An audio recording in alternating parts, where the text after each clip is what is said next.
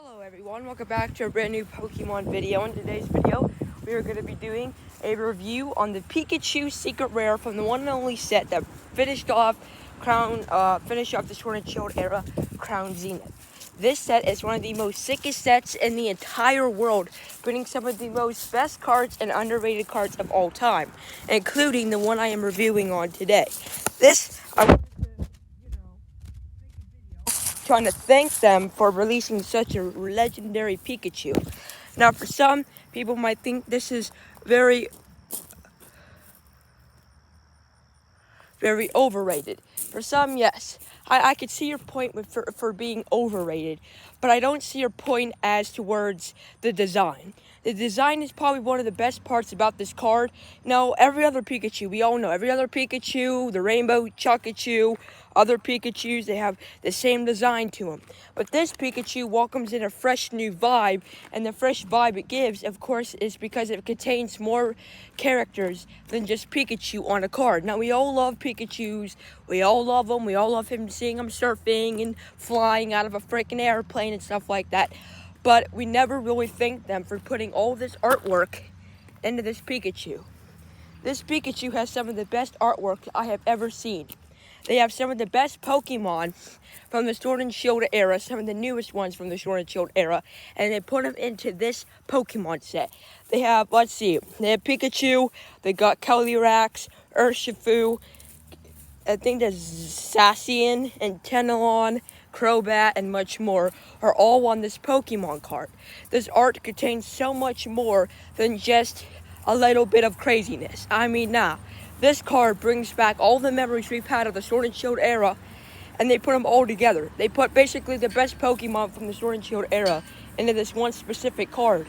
And I like how interesting it is. I love how it's a secret rare and not just like a normal card you could pull out of a pack, because pulling this card for the first time, which I even uploaded the video to YouTube, I was like, yes, let's go.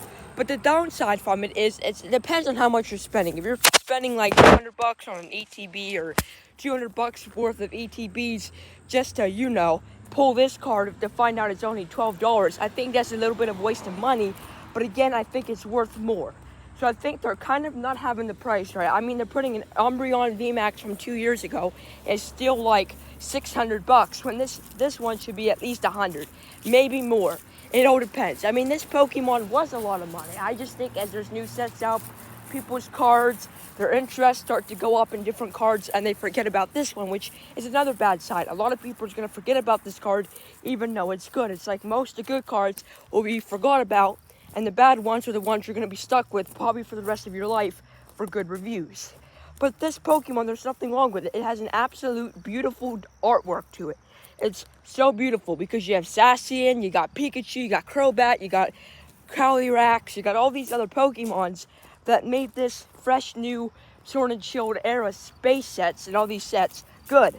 But then they go ahead and they turn this card around into it was like $70, which ain't too bad.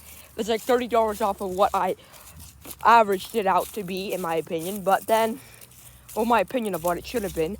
And then now it's like $12. So it already decreased.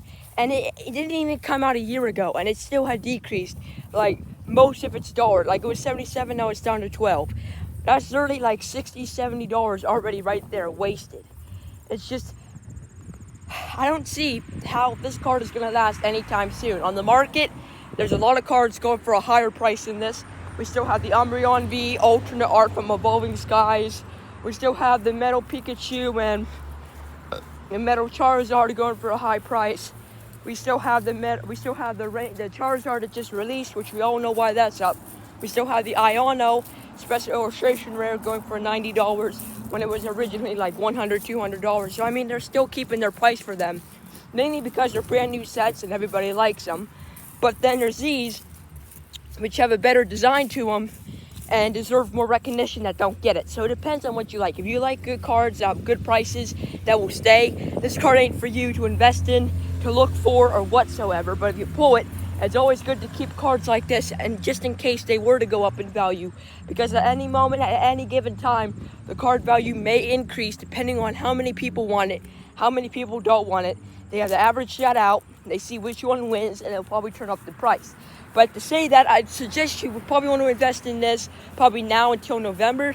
November is probably going to be when this card hits the biggest shelves of all, because I think that's when this set becomes a year. So it all depends on how many people want it, don't want it, and they have to average that out, give the real estimate. Whoever wins, will probably go down in price again. I mean, all I've seen is probably go up to like $11, and then it went back to $12.